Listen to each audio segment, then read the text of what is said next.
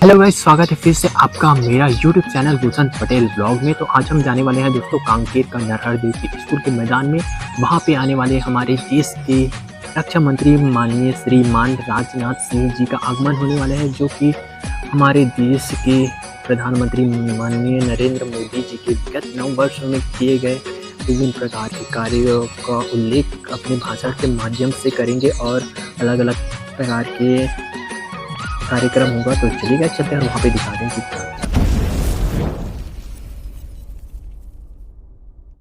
तो गाइस यहाँ पे जो है इधर से एंट्री करने वाले हैं हम लोग। इधर जो है पुलिस चेकिंग वगैरह चल रहा है और यहाँ पे कार्यक्रम का आयोजन होने वाला है।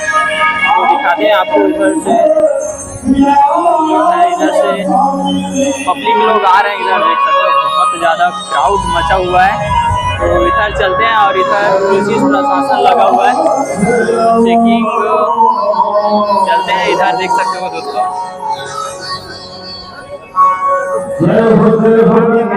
तो गाइस यहाँ पे पुलिस प्रशासन का चेकिंग वगैरह चल रहा है और इधर देख सकते हो पूरा पुलिस फोर्स लगा हुआ है। और इधर जो है पब्लिक बैठने इंतजाम किया जाने वाला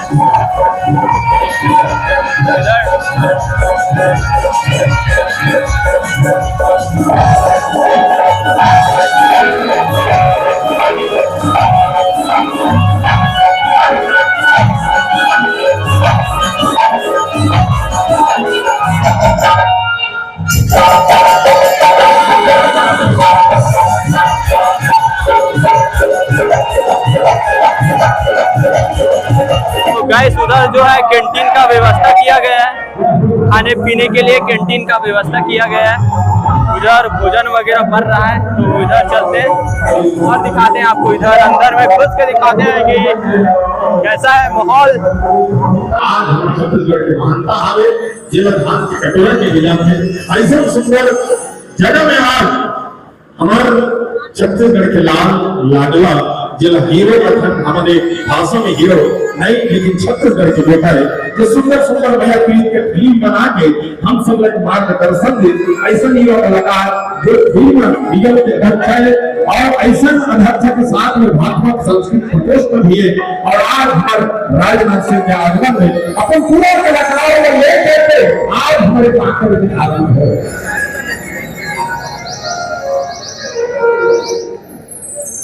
माननीय हमारे रक्षा मंत्री जी रायपुर से कांकेर के लिए प्रस्थान कर चुके हैं।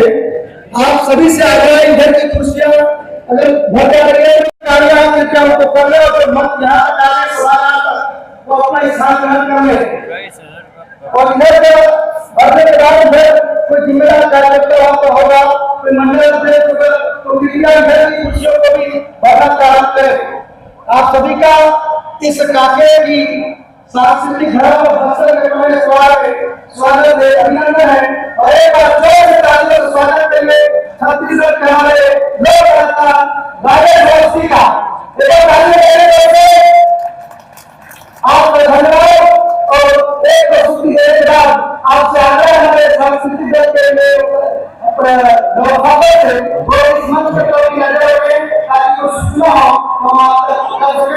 समर्पित करने से हमारे सांस्कृतिक कलाकारों को सम्मानित श्री मोहन मंडारी जी, सम्मानित श्री लता उसेंडी जी, सम्मानित श्री केदार कश्यप जी, सम्मानित श्री संतोष पांडे जी, सम्मानित श्री सतीश राठिया जी, सम्मानित श्री किशोर जी साहू जी, सम्मानित श्री प्रकाश बैस जी, सम्मानित श्री आकाश मेहता जी, सम्मानित श्री प्रभु साना जी, सम्मानित श्री देवराज ठाकुर जी, सम्मानित श्री विकास मारकाम जी, सम्मानित श्री पवन साहू जी, सम्मानित श्री संतोष कटारिया जी, सम्मानित श्री आलोक ठाकुर जी, सम्मानित श्री छत्र प्रताप दुग्गा जी, सम्मानित श्रीमती किरण उसेंडी जी, सम्मानित श्री वीरेंद्र श्रीवास्तव जी, सम्मानित श्री देवेंद्र साहू जी, सम्मानित श्री अशोक मलेजा जी, सम्मानित श्री रवि तिवारी जी, सम्मानित श्री सर्वेश सिंह चौहान जी, सम्मानित श्री राजेंद्र गोलझा जी, सम्मानित श्री कविंद्र जैन जी, सम्मानित श्री अनूप सिंह राठौर जी, सम्मानित श्री ईश्वर कावड़े जी।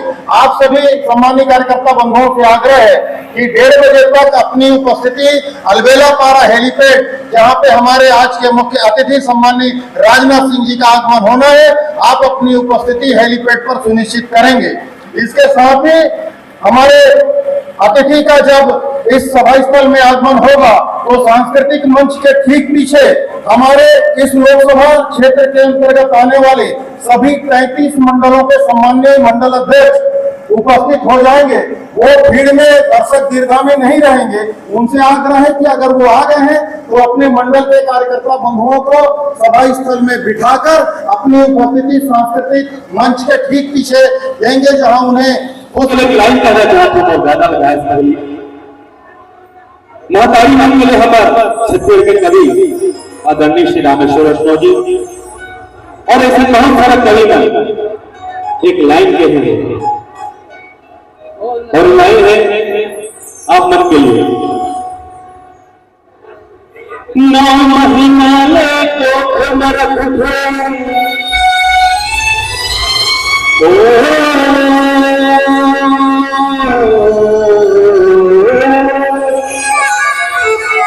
अरे नाम हिमालय को मरख और सपना चोखन सही थे नाम देखे पाओला ताई कही थे और के पद विद्वान बना के कैसनो जन भूलो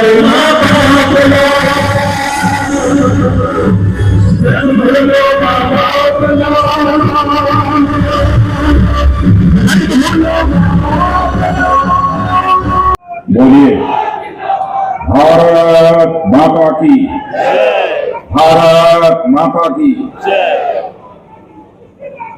भारतीय जनता पार्टी के राष्ट्रीय उपाध्यक्ष और लंबे समय तक 15 वर्षों तक लगातार जिन्होंने मुख्यमंत्री के रूप में छत्तीसगढ़ की जनता की सेवा की, सरल और सहज स्वभाव के डॉक्टर रमन सिंह जी और हमारे बहुत ही तेज तर्रार, जिनका भाषण भी आपने अभी सुना है, ऐसे भारतीय जनता पार्टी के प्रदेश अध्यक्ष श्री अरुण जी शाह, श्री शिवरतन जी शर्मा प्रदेश संयोजक विशेष जनसंपर्क अभियान, श्री संतोष जी पांडे संभाग प्रभारी और आपके लोकप्रिय सांसद। और मैंने बहनों भाइयों मैं बतलाना चाहता हूं कि आपके सांसद जब भी भारत की संसद में बोलते हैं तो अपना बिल्कुल 56 इंच का सीना चौड़ा करके आपका सांसद बोलता है। ऐसे सांसद श्री मोहन मांडवे, श्री विक्रम उसेंडी पूर्व सांसद, श्री केदार कश्यप जी हमारे प्रदेश के महामंत्री, बहुत ही लंबे समय से जब मैं काम कर रहा था उस समय भी इन्होंने बहुत ही अपनी सक्रिय भूमिका निभाई थी। और इस सभा में मौजूद मेरे सभी सम्मानित बहनों एवं भाइयों, सबसे पहले मैं कांकेर बस्तर की माटी से आप सब मन के जोहार करे से, मां दंतेश्वरी के सादर प्रणाम करे से, ये माटी वीर गुंडाधूर, वीर गेदलाल, महाराजा प्रवीर भंजदेव, जलतू दादा और धर्मू दादा सबके नमन करे से, उन सब बलिदानी मन के सूरता करे से। मेरे बहनों भाइयों, लंबे अरसे के बाद कांकेर में किसी सार्वजनिक सभा को संबोधित करने के लिए आप सबके सामने खड़ा हुआ। इसके पहले 2 बार मैं कांकेर में सभाओं को संबोधित कर चुका, बहुत देर में आया हूं, लेकिन आप सबका आशीर्वाद है कि पूरी तरह से दुरुस्त आप सब लोगों के बीच में आया। देर से आने के बावजूद आप लोगों ने तालियां बजाकर मेरा स्वागत किया है, फूलों की हार पहनाकर आपने स्वागत किया है, ये प्रतीक चिन्ह देकर आपने स्वागत किया है। लेकिन भारत की परंपरा है और शिष्टाचार का तकाजा भी है कि स्वागत, अभिनंदन अथवा राम राम या जोहार या सलाम दुआ कभी एक तरफा नहीं होना चाहिए। इसलिए मैं भी अपनी तरफ से शीश झुकाकर आप सभी बहनों भाइयों का हार्दिक अभिनंदन करता हूं, आप सभी का स्वागत करता हूं। मेरे बहनों भाइयों, माता दंतेश्वरी की पवित्र भूमि कांकेर की धरती को मैं एक बार पुनः शीश झुकाकर नमन करता हूं। किला कांकेर समेत पूरे बस्तर का यह इलाका प्राकृतिक सौंदर्य और संसाधन की दृष्टि से पूरे भारत में जाना और माना जाता है। बस्तर का यह पूरा क्षेत्र मैं अच्छी तरह जानता हूं। केरल का जो राज्य है इस देश का, उससे भी कहीं बड़ा है। और मुझे याद है जब मैं पहली बार छत्तीसगढ़ आया था, मुझे राज्य ने, मुझे केंद्र ने यहाँ का प्रभारी बनाकर दिया। नया नया राज्य बना, मगर कांग्रेस के कुशासन से उस समय छत्तीसगढ़ की जनता जूझ रही थी। कांग्रेस की हुकूमत थी, भ्रष्टाचार था, जुल्म था, अत्याचार था, लोग त्रस्त थे। माने कांग्रेस के उस समय नेताओं के खिलाफ बोलने की लोग हिम्मत नहीं करते। ऐसी हालत उस समय थी। हमने 2003 के विधानसभा चुनाव में परिवर्तन करा के यहाँ के सभी कार्यकर्ताओं को साथ लेकर डॉक्टर रमन सिंह जी को इस छत्तीसगढ़ की भारतीय जनता पार्टी ने बागडोर सौंपी। उन्होंने 15 वर्षों में, मैं दावे के साथ कह सकता हूं, कोई कह सकता है कि डॉक्टर रमन सिंह ने अच्छा काम किया, खराब काम किया, अधिक काम किया, कम काम किया, लेकिन इस सच्चाई को कोई नकार नहीं सकता है कि छत्तीसगढ़ का कायाकल्प मुख्यमंत्री के रूप में किसी ने किया है तो डॉक्टर रमन सिंह जी ने किया है। उन्होंने केवल नया रायपुर ही नहीं बनाया, बल्कि एक नया बस्तर भी बनाया और एक नया छत्तीसगढ़ भी डॉक्टर रमन सिंह जी ने बनाया। यह सब कुछ तब हुआ जब 15 में से केवल 5 साल ही भाजपा की सरकार केंद्र में थी।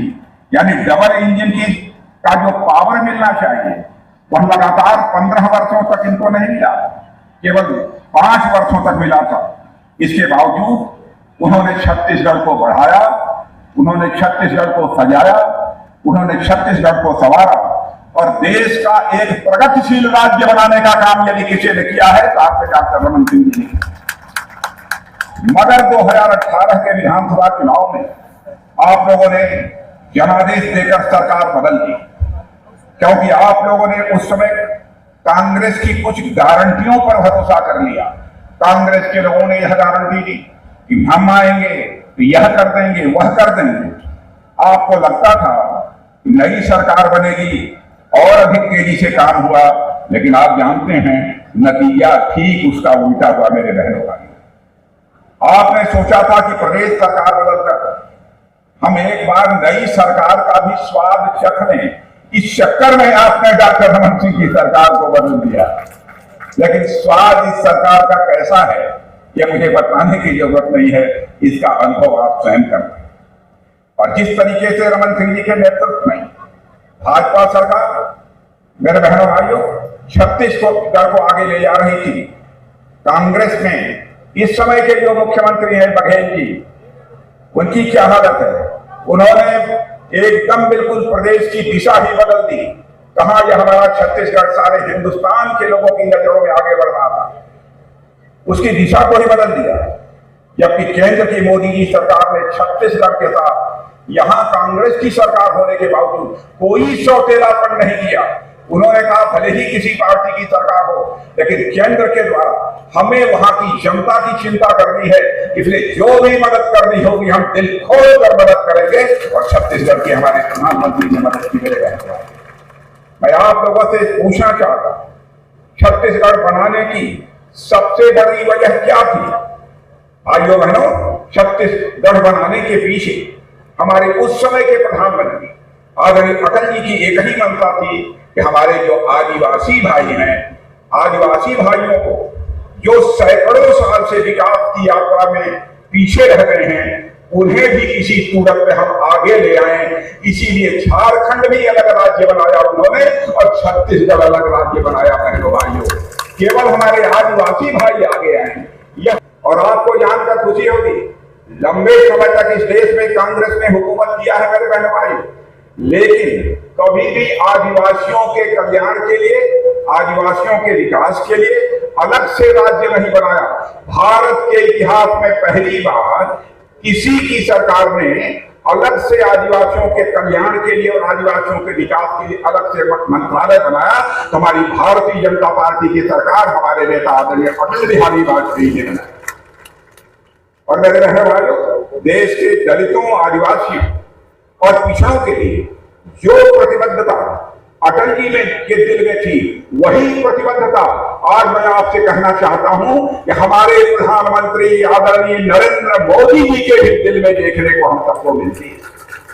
और क्या कभी आपने सोचा था कि आदिवासी मां की कोख से पैदा हुई कोई बेटी भारत की प्रथम नागरिक बन जाएगी, राष्ट्रपति बन जाएगी? बहनों भाइयों, कभी भी आदिवासी समाज ने सोचा नहीं। यह करिश्मा कर दिखाया है तो हमारे प्रधानमंत्री नरेंद्र मोदी जी ने कर दिखाया है। मेरे बहनों भाई, साथियों, आप लोगों को जानकर खुशी होगी कि अकेले आदिवासी समाज के कल्याण के लिए मोदी जी ने, ध्यान से सुन लीजिए, केवल आदिवासी समाज के कल्याण के लिए मोदी जी ने 90,000 करोड़ रुपए का अलग से बजट आवंटित कर दिया है, जो कि आज तक भारत के इतिहास में कभी नहीं।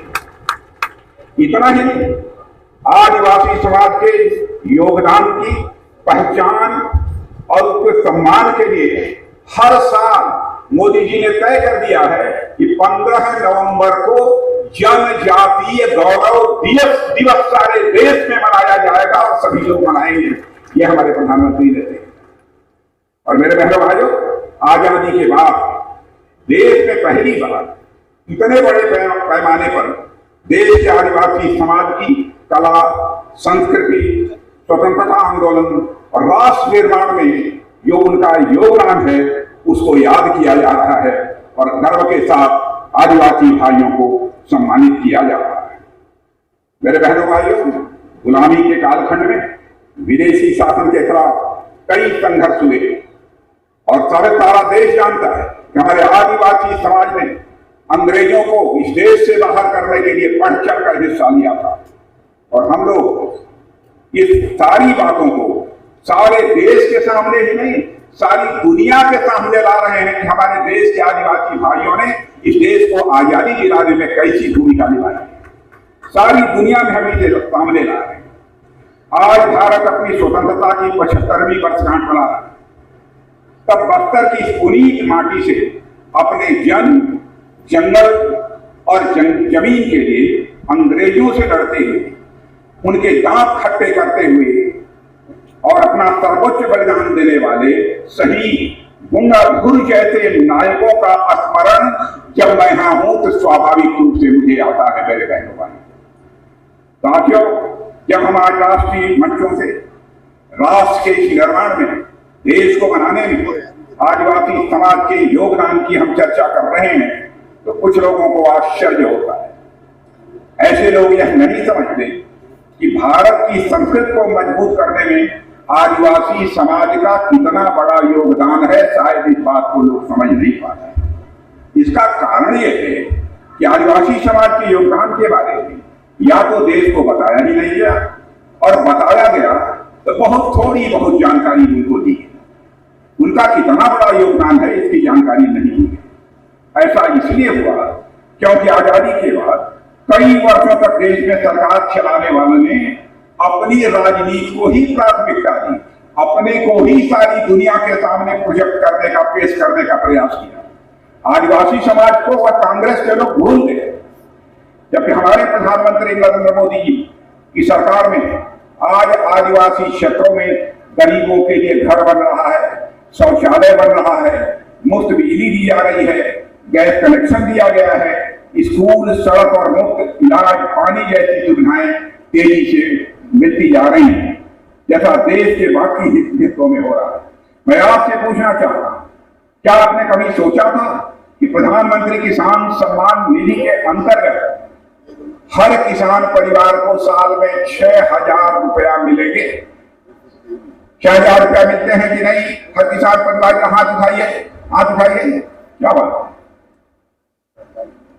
पहली बार किसी प्रधानमंत्री ने दिया है। यह बताइए माताओं बहनों, अब पता नहीं यहाँ की कांग्रेस की सरकार ने सहयोग किया कि नहीं किया। सब हमारे प्रधानमंत्री ने कहा जैसे बड़े परिवारों की माताएं बहनें होती हैं, हमारे गरीब परिवार, आदिवासी परिवार की माताओं बहनों की भी इज्जत और असमत होती है, हमें उसकी भी चिंता करनी चाहिए। इसलिए उन्होंने कहा कि अब हर आदिवासी परिवार, हर गरीब परिवार के घर में शौचालय बनेगा ताकि नित्य क्रिया के लिए माताओं बहनों को बाहर न जाना पड़े। हमारे गरीब माताओं बहनों की इज्जत की चिंता की तो हमारे प्रधानमंत्री ने। मुफ्त इलाज होना चाहिए, आयुष्मान भारत योजना यानी 5 लाख रुपए तक का मुफ्त इलाज, पहली बार किसी प्रधानमंत्री ने इस बात की चिंता की। तो मेरे बहनों भाइयों, हमारे प्रधानमंत्री ने चिंता की। घर, पक्का घर सबके पास होना चाहिए। लेकिन मुझे जानकारी मिली है कि छत्तीसगढ़ सरकार को जो अपना शेयर देना था, वो छत्तीसगढ़ की सरकार शेयर नहीं दे रही। नहीं तो जैसा मोदी जी चाहते थे, अब तक सारे आदिवासी परिवारों को, गरीब परिवारों को पक्का मकान मिल गया होता बहनों भाइयों। लेकिन केवल यहाँ की छत्तीसगढ़ की कांग्रेस की सरकार के कारण यह हम लक्ष्य को पूरा नहीं कर रहे। और यह बात मैं केवल मैं ही नहीं कह रहा, आज जो डिप्टी चीफ मिनिस्टर बने हैं सिंहदेव साहब ने एक बात पत्र लिखकर इस संबंध में नाराजगी जाहिर की, जहां तक मेरी जानकारी है। मेरे बहनों भाइयों, मोदी सरकार की सभी कल्याणकारी योजनाओं में आदिवासी आबादी के जिलों को प्राथमिकता दी जा रही है। साथियों, मैं आज आपके कांकेर के ही लाल अजय मांडवी से मिलकर आया हूं। अजय मांडवी का नाम सुना होगा। छत्तीसगढ़ के कांकेर जिले के अजय मांडवी ने कास्ट शिल्प कला, गोंड ट्राइबल कला का समागम किया है। उन्होंने नक्सली क्षेत्र में प्रभावित और भटके हुए लोगों को कास्ट शिल्प कला से जोड़ते हुए क्षेत्र के 350 से ज्यादा लोगों के जीवन में बदलाव लाने का काम किया है। उनकी तरफ दिल्ली में बैठे हुए किसी सरकार का ध्यान नहीं गया।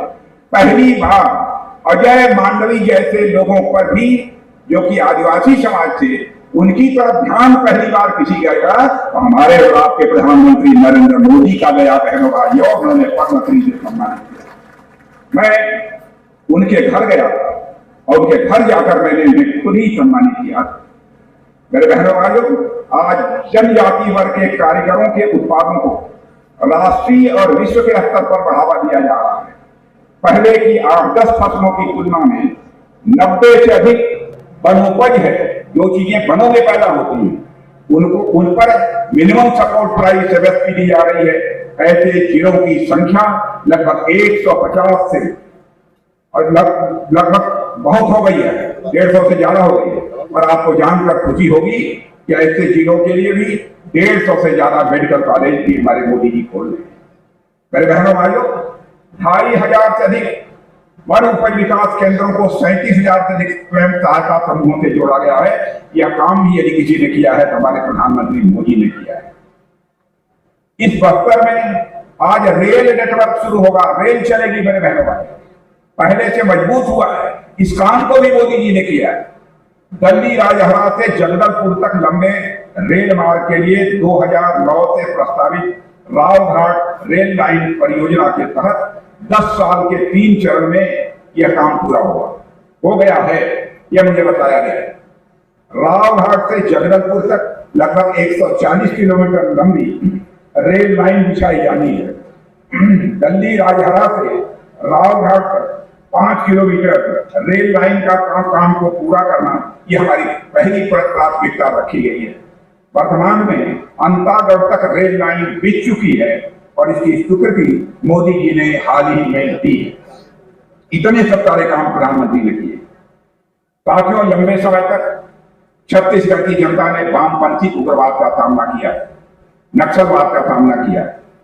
पिछले 9 वर्षों से वामपंथी उग्रवाद के खिलाफ जिस तरीके की प्रभावी कार्रवाई सारे देश भर में मोदी जी के नेतृत्व में हुई है, और उसके कारण आज वामपंथी उग्रवाद केवल 10-12 जिलों तक ही सीमित कर रहा है।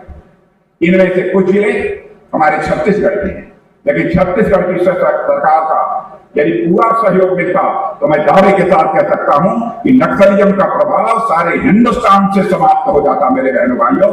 लेकिन जो सहयोग मिलना चाहिए वह नहीं मिल पा रहा। वामपंथी उग्रवाद एक बड़ा संकट इसने पैदा किया। जबरन लोगों का धर्मांतरण कराया जा रहा है। बहनों भाई, मैं छत्तीसगढ़ की सरकार से कहना चाहता हूं, किसी भी सूरत में यह धर्मांतरण रुकना चाहिए। बहनों भाइयों, जबरन किसी का धर्मांतरण कराना हम इसे कदाप स्वीकार नहीं कर सकते। दुख की बात यह है कि शहीद गुंडापुर गैंग सिंह जी समेत बड़ी संख्या में आदिवासियों ने जिस अपनी संस्कृति और अपने जन जीवन की सुरक्षा हेतु सर्वोच्च बलिदान दिया, उस बस्तर में अवैध धर्मांतरण का काम यह तेजी के साथ चल रहा। मेरे बहनों भाइयों, मैं आपसे पूछना चाहता हूं, यह जबरन और गलत तरीके से जो धर्मांतरण चल रहा है, रुकना चाहिए कि नहीं रुकना चाहिए? मैं आपसे पूछना चाहता हूं। मैं कहना चाहता हूं यहां की सरकार, कांग्रेस की सरकार, इसे रोको। भारत सरकार को जिस भी सहयोग की जरूरत होगी वो हम आपको सहयोग करेंगे पूरी तरह से। मेरे बहनों भाइयों, पिछले 5 सालों में मुझे बताया गया छत्तीसगढ़ में बहुत सारे घोटाले थे। यहाँ गोठान घोटाला हुआ, राशन घोटाला हुआ, शराब घोटाला हुआ, और फिर कांग्रेस का पसंदीदा कोयला घोटाला है वो भी हुआ है। यानी केंद्र में सरकार थी तब भी इन्होंने कोयला घोटाला किया। हाथ और मुंह दोनों भ्रष्टाचार का दाग लेकर वह काला कर लेते हैं। कोयला जहां जाते हैं वहां कोयले के मामले में घोटाला। यह स्थिति कांग्रेस की सरकार की। और मुझे यह भी बताया गया है कि केंद्र सरकार की कई ऐसी योजनाएं हैं जो बहनों भाइयों यहां की छत्तीसगढ़ सरकार ने उसको पूरा नहीं किया। शराबबंदी का वादा किया था, गंगा जल हाथ में लेकर वादा किया, और शराब की होम डिलीवरी शुरू कर दी है। घर घर में शराब बांटी जा रही है। किसानों को कर्ज मुक्त करने का वादा किया था। मैं आपसे पूछना चाहता हूं, कर्ज आता माफ हो गया? माफ हुआ कि नहीं हुआ? आप बताइए, माफ हुआ है कि नहीं इधर हुआ? नहीं। जब साफ दिख रहा है कि आगामी विधानसभा चुनाव में कांग्रेस को छत्तीसगढ़ में हार का सामना करना पड़ेगा बहनों भाइयों, तो एक नया प्रयोग कर रहे हैं। 3 महीने के लिए उन्होंने डिप्टी सीएम बना दिया। 3 महीने के लिए डिप्टी सीएम बना दिया। लॉलीपॉप देने से आपकी सरकार नहीं बनेगी, बचेगी भूपेगी। अब तो जनता ने फैसला कर लिया है कि छत्तीसगढ़ की कांग्रेस की सरकार से उखाड़ फेंको और भारतीय जनता पार्टी की सरकार छत्तीसगढ़ में बनाओ। मेरे बहनों भाइयों, मोदी जी के 9 वर्षों के कार्यकाल का जहां तक प्रश्न है, कोई सच्चाई को नकार नहीं सकता कि मोदी जी ने 9 वर्षों के कार्यकाल में क्रांतिकारी और युगांतकारी सुधारों की नींव रखी है। भारत का कद सारी दुनिया में बढ़ा है। पहले दुनिया के मंचों पर भारत कुछ बोलता था। भारत की बातों को दुनिया को जिस गंभीरता पूर्वक सुनना चाहिए वो नहीं सुनती थी, लेकिन आज भारत दुनिया के मंचों पर कुछ बोलता है तो सारी दुनिया कान खोलकर सुनती है कि भारत बोल क्या रहा है। यह भारत की हैसियत सारी दुनिया में बनी। तेजी से भारत का कद बहनों भाइयों बढ़ा है। यह बताइए, कोरोना का संकट यहां था कि नहीं? कोरोना का संकट था कि नहीं? भैया, कोरोना का संकट था या? यह बताइए, जितने लोग यहां बैठे हैं यहां से लेकर वहां तक 2 डोज 3 डोज टीका सबको लगा है वैक्सीन का कि नहीं लगा? मेरे बहनों भाइयों, पीछे के लोग बताइए, आपको कोरोना का टीका 2 डोज 3 डोज लग गया है कि नहीं? इधर वाले लोग भी बताइए, इधर वाले लोग भी बताइए, लग गया। आज सुन लीजिए, दुनिया का सबसे धनवान और ताकतवर देश अमेरिका माना है। बहनों भाइयों, अमेरिका जैसे देश में भी सभी नागरिकों को कोरोना के वैक्सीन का 2 डोज 3 डोज नहीं लगा है, जबकि जनसंख्या मुश्किल 30-32 करोड़ की है। यहाँ की जनसंख्या 140 करोड़ की है, लेकिन हमारे प्रधानमंत्री मोदी जी ने 140 करोड़ लोगों को 2-2 3-3 डोज टीका वैक्सीन का लगवा दिया। यह टीका वैक्सीन भारत में नहीं बनता। उन्होंने हैदराबाद में जाकर, बंगलुरु में जाकर हमारे वैज्ञानिकों का हौसला बढ़ाया। कहा, मेरे बहादुर वैज्ञानिकों, आप कुछ भी कर सकते हो। वैज्ञानिकों ने ठान लिया और भारत की धरती पर भारतीयों के हाथों से यह वैक्सीन टीका तैयार हुआ। बहनों भाई, हमने अपने देशवासियों की भी इस टीका से सेवा की और हिंदुस्तान के 120 देशों को हमने वैक्सीन टीका, दुनिया के 120 देशों को हमने वैक्सीन टीका भी मुहैया कराया। यह है आज का भारत। इसीलिए मैंने कहा कि भारत अब कमजोर भारत नहीं है, भारत अब दुनिया का ताकतवर नहीं है। आपको मालूम है, ऐसा हुआ कि एक बार पाकिस्तान के कुछ आतंकवादी हमारे भारत की सीमा में घुस आए, हमारे सुरक्षा के जवान सोए थे। पूरी पुलवामा की घटना है, उस समय मैं भारत का गृह मंत्री, बहनों भाई, उनके ऊपर सोए में कातिलाना हमला कर दिया। हमारे कई सुरक्षा के जवान शहीद हो गए। और मैं आज भी नहीं भूल सकता जब मैं अपने शहीद जवानों का शव लेकर अपने कंधे पर चल रहा था। मैंने 25 साल थी। उसके बाद हम लोग दिल्ली आए, प्रधानमंत्री जी के साथ बैठक हुई और आपको जानकर खुशी होगी, 10 मिनट भी नहीं लगा कि हमारे प्रधानमंत्री ने फैसला कर लिया। और उसके बाद आपने देखा हमारे भारत के बहादुर सेना के जवान पाकिस्तान की धरती पर जाकर आतंकवादियों का सफाया करने में पूरी तरह से कामयाब रहे। बहनों भाइयों, यह भारत बन गया। बहनों भाइयों, अब यह भारत कमजोर भारत नहीं रहा। अब हमारा भारत यह ताकतवर भारत बन गया है। और मैं अपने पड़ोसी को यह बता देना चाहता हूं, भारत के साथ छेड़छाड़ मत करना, भारत को आंख दिखाने की कोशिश मत करना। हम केवल इस पार ही नहीं मारेंगे, जरूरत पड़ी तो उस पार भी आकर तुमको मार सकते हैं। यह भारत के अंदर भारत अब बदल गया है मेरे बहनों भाई, पहले जैसा नहीं रहा। और इतना ही नहीं, इतना ही नहीं, आपने देखा होगा कि हमारे प्रधानमंत्री दुनिया के दूसरे देशों में जाते हैं तो क्या होता है मालूम है? सबसे ताकतवर देश अमेरिका है। अमेरिका के राष्ट्रपति बाइडेन साहब कहते हैं, मोदी जी आप तो सारी दुनिया में बड़े लोकप्रिय हो गए हैं, क्या नाम हो गया, लोग आपका ऑटोग्राफ लेना चाहते हैं, यानी आपकी दस्तखत लेना चाहते हैं, लोगों की इच्छा होती है। आप कल्पना कर सकते हैं, दुनिया के सबसे ताकतवर देश का राष्ट्रपति भारत के प्रधानमंत्री मोदी जी से कह रहा है कि आपका दस्तखत लेने की, ऑटोग्राफ लेने की हमारी इच्छा होती है। क्या बहनों भाइयों, हमारे लिए गौरव की बात नहीं है?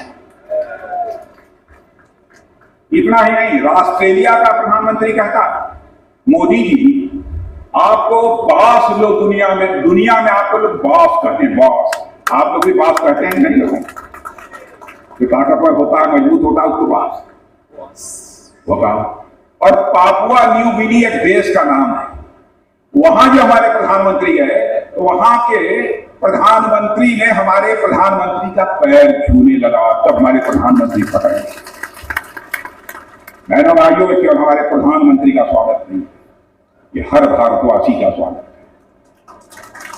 यह केवल अमीरों का स्वागत नहीं है, आप जैसे गरीबों का स्वागत है। बहनों भाइयों, आप गरीबों का स्वागत है। और यह स्वागत, यह सम्मान सारी दुनिया में दिलाने का काम यदि किसी ने किया है, आपके प्रधानमंत्री नरेंद्र मोदी जी ने किया है। एक चीज आप लोगों ने जानते हो तो बताइएगा, नहीं तो हम नहीं बोलेंगे।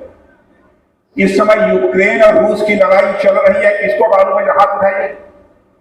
पीछे भी मालूम है? अरे सबको मालूम, आपको भी मालूम है।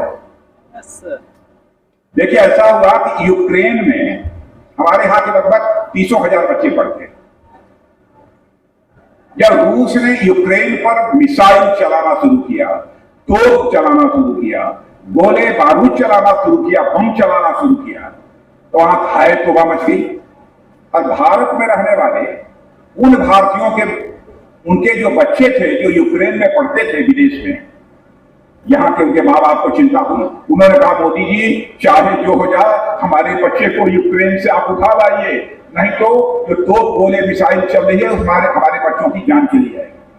जानते हैं बहनों भाइयों, दुनिया का कोई प्रधानमंत्री जो काम नहीं कर पाया उसको मोदी जी ने करके दिखा दिया। आपने ताली बजा दी, आपने नहीं सुना कि क्या करके दिखा दिया। उन्होंने अमेरिका, जो दुनिया का सबसे ताकतवर देश है, उसके राष्ट्रपति को टेलीफोन उठाकर दिल्ली से बात किया कि भाई युद्ध रोक दिया जाना चाहिए, आप मदद करिए। रूस के राष्ट्रपति मिस्टर पुतिन से भी कहा कि पुतिन साहब आप भी थोड़ी देर के लिए मिसाइल गोले तो बम मत चलाइए यूक्रेन के ऊपर, ताकि हम बच्चों को हम वहां से अपने निकाल लें। और बहनों भाइयों, आपको जानकर खुशी होगी 4.5 घंटे के लिए युद्ध रुक गया और 27,000 बच्चों को लेकर हम भारत आ गए हैं।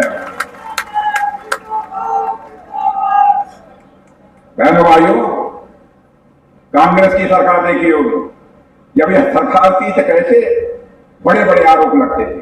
आपको मालूम है मनमोहन सिंह जी की सरकार में 2G घोटाला, 3G घोटाला, हमारे अरुण साहब जी प्रदेश अध्यक्ष, भाई अरुण साहब जी बहुत अच्छा बोलते हैं, मैंने सुना, मुझे खुशी है आपके प्रदेश अध्यक्ष है, बहुत अच्छा, गर्व है मुझे, सांसद भी है। यह हालत है तो मैं क्या करता हूं, हाँ 2G घोटाला करप्शन का लगा था, तो करप्शन के मामले का चार्ज कांग्रेस के ऊपर लगा। अब केवल चार्ज ही नहीं लगा, उनको जेल की हवा भी खानी पड़ी मुख्यमंत्री। लेकिन आपसे मैं पूछना चाहता हूं, कांग्रेसी लोग हमको बता दें कि हम मोदी जी के 9 वर्षों के कार्यकाल में उनकी सरकार पर किसी ने उंगली उठाकर कहा हो कि कोई भ्रष्टाचार की दाग है।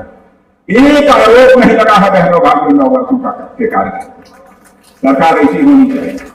और मैं बताना चाहता हूं, देश का रक्षा मंत्री होने के नाते भी आपको बताना चाहता हूं कि बहनों भाइयों, जिस दिन हमारे भी किसी मंत्री पर भ्रष्टाचार का आरोप लग जाएगा, सिद्ध हो जाएगा, तो हम देर नहीं करेंगे, फिर उसका स्थान उसका घर नहीं होगा, सरकार की जेल होगी। बहनों भाइयों, सरकार की जेल होगी। हम लोग भ्रष्टाचार से किसी भी सूरत में हम समझौता नहीं करते। भारतीय जनता पार्टी का इतिहास उठाकर दें, भारतीय जनता पार्टी जो कहती है वो करती है। हम लोगों ने कहा था हम आएंगे, जम्मू कश्मीर को जो धारा 370 के अंतर्गत विशेष दर्जा प्राप्त है, यदि हमको बहुमत मिल गया दोनों सदनों में संसद के, तो हम चुटकी बजाकर धारा 370 को समाप्त करेंगे। तो बहनों भाइयों मिल गया, और 5 अगस्त 2019 को चुटकी बजाकर हम लोगों ने धारा 370 समाप्त कर दिया। और जम्मू कश्मीर का भी वही दर्जा है जो हिंदुस्तान के अंदर राज्यों का दर्जा है। हम लोगों ने कहा था 1984 से कहते आ रहे थे अपने चुनावी घोषणा पत्र में कि हमारी सरकार बना दीजिए, दोनों सदनों में संसद के हमको बहुमत दे दीजिए, राम मंदिर हम अयोध्या की धरती पर बना कर रहेंगे। और बहनों भाइयों, आपने देखा, सुना है कि नहीं सुना? बहनों भाइयों, भव्य राम मंदिर बना है, जबकि दुनिया में कोई भी देवस्थल मंदिर वैसा नहीं है। अयोध्या में बनकर खड़ा हो गया है। 24 जनवरी के बाद जाकर आप दर्शन कर सकते हैं। और आपके सांसद मोहन मंडावी जी तो रामायण बांट रहे हैं, राम के प्रति लोगों में आस्था जगाने का काम कर रहे हैं बहनों भाइयों। और आपके सांसद जितना बड़ा पुण्य का कार्य कर रहे हैं बहनों भाइयों, भारत की संस्कृति की जितनी बड़ी सेवा कर रहे हैं, मैं चाहूंगा एक बार हाथ उठाकर अपने सांसद का भी आप स्वागत कर दीजिए। उजाले करिश्माई काम कर रहे हैं। हमने जो भी कहा उसको किया है बहनों भाई। हमारी प्रतिबद्धता रही है गांव, गरीब, किसान। ध्यान दीजिएगा, हमारा लक्ष्य यह रहा है सरकार बनने के पहले, हम सरकार बनेगी तो क्या करेंगे, इतने लोगों का विशेष ध्यान रखेंगे। विशेष ध्यान गांव, गरीब, किसान, झुग्गी झोपड़ी का इंसान, बेरोजगार नौजवान और महिलाओं का सम्मान, इन 4 चीजों को लक्ष्य बनाकर ही हमारे प्रधानमंत्री ने इस देश में काम किया है बहनों भाइयों। यदि मैं योजनाओं की गणना आपको कराना प्रारंभ करूं तो ऐसे बहुत सारी योजनाएं आपको मिल जाएंगी।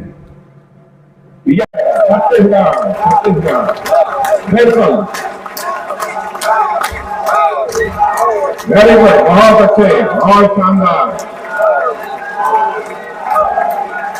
और बहनों भाइयों, आपका यह संदेश, आपका संदेश, छत्तीसगढ़ का यह संदेश याद रखिएगा। यह छत्तीसगढ़ का संदेश मैं ले जाकर आपके प्रधानमंत्री नरेंद्र मोदी जी तक पहुंचा दूंगा। मेरे बहनों भाइयों, उन तक मैं पहुंचाऊंगा। तो अब चलें, श्री राम। अब चलें, चलें। मैंने खाना वाना खा लिया है, पानी भी पी लिया है, कुछ जम। नहीं अब चलते हैं, फिर आएंगे। नहीं और कोई तकलीफ वकलीफ तो नहीं है ना? बहनों भाइयों, अत्याचार और जुल्म के सामने कभी घुटना मत टेकना, कभी मत टेकना। छत्तीसगढ़ के लोगों के साथ हम सीने का बटन खोलकर आपके साथ रहने को तैयार है। बहनों भाइयों, विश्वास रखना, भरोसा रखना। और मैं जानता हूं, जब मैं यहां काम कर रहा था, तब से हमको याद है सबसे बढ़िया छत्तीसगढ़िया, ये हमको याद है। इसलिए बहनों भाइयों, आप सबको बहुत बहुत धन्यवाद। एक बार पुनः आप सबका शीश झुकाकर अभिनंदन करते हुए अपना निवेदन समाप्त करता हूं। आप सबको बहुत बहुत धन्यवाद, बहुत बहुत धन्यवाद। इस बार जोरदार तालियों के साथ फिर माननीय रक्षा मंत्री जी का धन्यवाद ज्ञापन करें। निश्चित तौर पे आज हमारे माननीय राजनाथ सिंह जी के इस जोशीले भाषण से हम सब में एक नई ऊर्जा, एक नए उत्साह का संचार हुआ है। संचार हुआ है ना? हुआ है तो जोरदार तालियों से धन्यवाद दीजिएगा। और अब हम सभी हमारे भारत माता की, भारतीय जनता पार्टी जिंदाबाद, जिंदाबाद जिंदाबाद भारतीय जनता पार्टी जिंदाबाद, जिंदाबाद जिंदाबाद। वंदे मातरम। वंदे, जय जय श्री राम, जय जय श्री राम, जय जय श्री राम। जय श्री राम।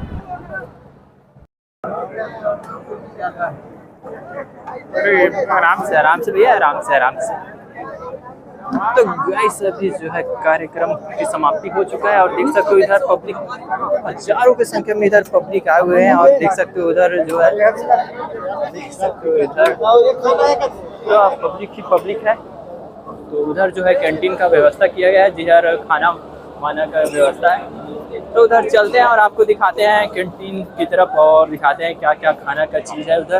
तो देख सकते हो ये पूरा खाली हो चुका है, पूरा पब्लिक लोग बाहर निकल रहे हैं और कुछ पब्लिक उधर खाने के लिए जा रहा है। तो चलते हैं उधर और दिखाते हैं उधर का माहौल, क्या क्या व्यवस्था किया गया है उसको दिखाते हैं। देख सकते हो पूरा इधर चारों तरफ पब्लिक ही पब्लिक है।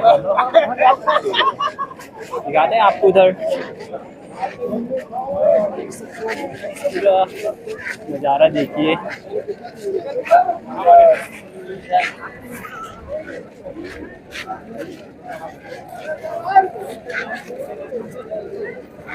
देखिए गाइस, पूरा पब्लिक है। तो चलते हैं इधर से, अब निकलते हैं और उधर चलते हैं। उधर जो है कैंटीन का व्यवस्था है। तो गाइस, उधर जो है कैंटीन का व्यवस्था है, सामने तरफ दिखाते हैं आपको क्या क्या खाने का चीज़ बना है उसको। उधर चलते हैं और देख सकते हो पूरा मौसम कैसा हो चुका है। तो गाइस, इधर देख सकते हो पूरा पब्लिक लोग का क्राउड मच चुका है और इधर खाने का व्यवस्था है। देख सकते हो इधर पूरा भीड़ उमड़ चुका है, इधर पूरा भीड़ है और प्लेट को पकड़े हुए हैं। देख सकते हो इधर बोले, देख सकते हो पूरा इधर खाना पकड़े हुए हैं प्लेट में। इधर पूरा पब्लिक लोग, पूरा क्राउड हो चुका है। तो देख सकते हो इधर का माहौल कैसा है। तो इधर जो है देख सकते हो गैस, इधर पूरा क्राउड मच चुका है। पूरा बच्चे लोग, अंकल लोग पूरा खाना खा रहे हैं। तो दिखाते हैं इधर, देख सकते हो माहौल पूरा कचाकच भर चुका है। और इधर क्या क्या सब्जी बना है भैया? सोयाबीन बड़ा है और सोयाबीन बड़ी और दाल बना है। इधर सब लोग खा रहे हैं और इधर देख सकते हो पूरा पब्लिक है। तो देख सकते हो गाइस, पूरा इधर का माहौल देख सकते हो। पूरा प्लेट पड़े हुए हैं लेकिन कोई खा नहीं रहे हैं क्योंकि इधर बहुत ज़्यादा पब्लिक आ चुका है। तो बांटने वाले लोग भी नहीं बांट पा रहे हैं, इसीलिए देख सकते हो इधर जो है प्लेट ही प्लेट है। तो देख सकते हो गाइस, यहाँ बहुत ज़्यादा भीड़ है तो हम नहीं खाएंगे। तो देख सकते हो, आपको माहौल दिखा देते हैं। तो इधर देख सकते हो पूरा ग्राउंड में बैठ के खा रहे हैं। पूरा बच्चे लोग, अंकल आंटी लोग।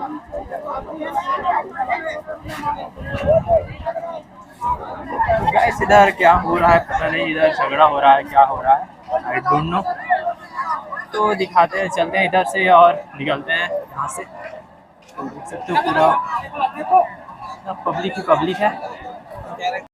तो गाइस इधर देख सकते हो पूरा पब्लिक है। मेरे पीछे तरफ देख सकते हो माहौल कैसा है। यहाँ लगभग 20 से 30 हज़ार लोग आए हुए थे और कार्यक्रम में शामिल हुए थे। तो देख सकते हो पूरा माहौल, पूरा पब्लिक का क्राउड हो चुका है। तो इधर से निकलते हैं और देख सकते हो पीछे तरफ का माहौल बहुत ज़्यादा, इधर देख सकते हो माहौल।